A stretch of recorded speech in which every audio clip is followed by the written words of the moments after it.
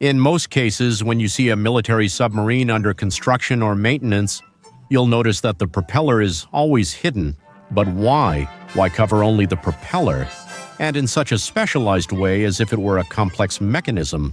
You might think it's to protect it from the weather, but actually it goes much further than that. How could rain, for example, affect a part that's meant to be submerged 400 meters underwater? Also, if you look closely, indoor stored submarines often have a cover on the propeller. Many times, these covers are too complex and robust to be just simple lids to protect the propeller from rain or sun. To put it simply, it all relates to espionage. This cover is crucial for the navies of the world's strongest countries. So much so that whenever a state-of-the-art submarine surfaces, it must have this cover. But then, why is the propeller of submarines covered? Why only the propeller and not the whole submarine? Why is it so important they always do it? Well, today I'll answer all these curious questions, so you'd better get comfortable. Welcome to Guns Club. In World War II, everyone saw how deadly an advanced submarine fleet could be. For 5 years, German submarine fleets terrorized the Allied fleets to a great extent. Over 1,000 U-boats were built, sinking more than 5,000 Allied ships. That meant that for every submarine built, they could sink 5 ships. They were highly effective, sinking numerous aircraft carriers and warships. During the Cold War, these fearsome hidden vessels kept evolving. That's why people have always tried to find a way to locate them, long before they even become a threat. During the Cold War, this task became much more important. Submarines not only threatened to destroy some unsuspecting ships, but an entire nation, since they could carry ballistic missiles with nuclear warheads. The Soviet Project 941, better known as the Typhoon-class submarines, had a displacement of 48,000 tons. It carried a true nuclear arsenal with more destructive power than all the bombs dropped in World War II. It was equipped with torpedoes and intercontinental ballistic missiles, with the latter being its main weapon. The submarine had 20 R-39 intercontinental missiles. Each one was capable of carrying 10 nuclear warheads and could hit targets 8,000 kilometers away. That meant a typhoon could be near Hawaii and, while moving at low speed, launch a devastating nuclear attack on New York City. The Soviet Union always had it see. They were prepared to wipe out NATO in strategic locations around the world. That's chilling. That's why it was so important to know as much as possible about enemy submarines. Espionage was one of the ways both sides used to find vulnerabilities in enemy submarines, and above all, to imitate the enemy. You might think that the propeller is just a piece of metal with a helical shape, but it's actually very important.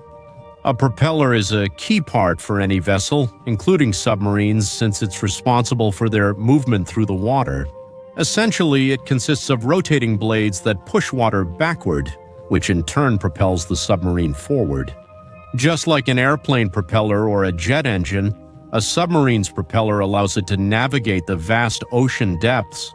A submarine's propeller is different from a regular ship's propeller. Engineers spent months or years designing this high-tech equipment for maximum efficiency. And just like a man's shoes can tell you a lot about how he acts, a submarine's propeller can tell you a lot about how it operates. There are several things the enemy can know just by looking closely at the propeller. The first is the acoustics of the propeller. A propeller can produce 180 decibels of noise underwater, similar to an AR-15 firing. The propeller generates this noise constantly, and the noise travels faster the denser the medium is. Water is much denser than air. So, as you can imagine, engineers are always trying to find ways to reduce the noise from the propeller.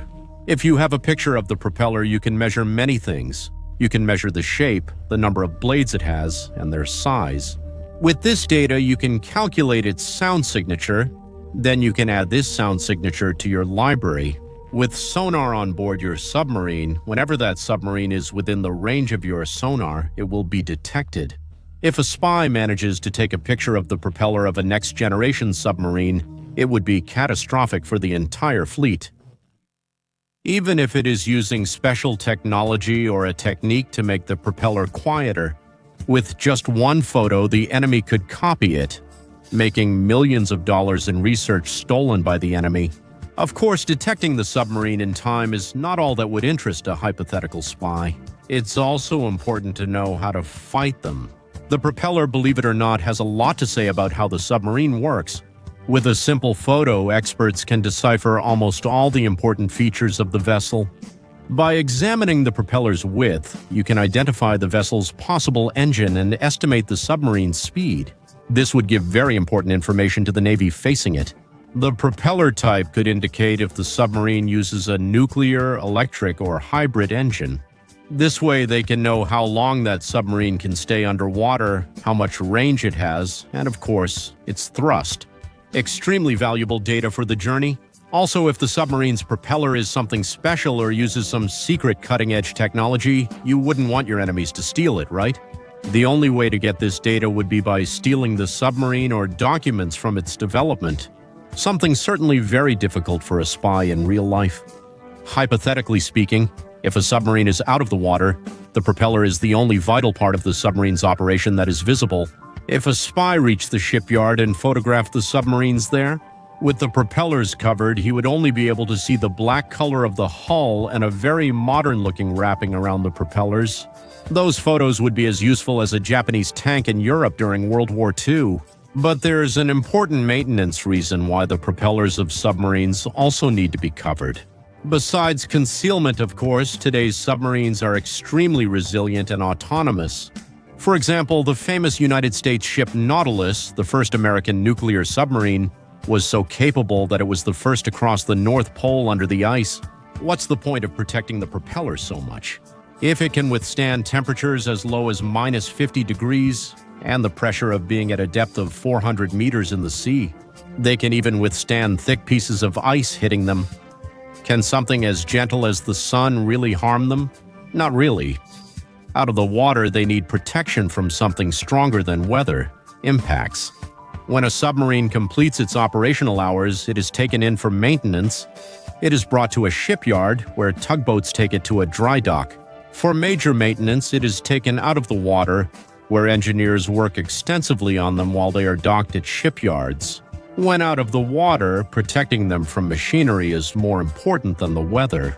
Cranes and machines operate nearby in these areas, so you don't want them to touch or damage the propeller. That's why it is so carefully protected with a padded shockproof tarp.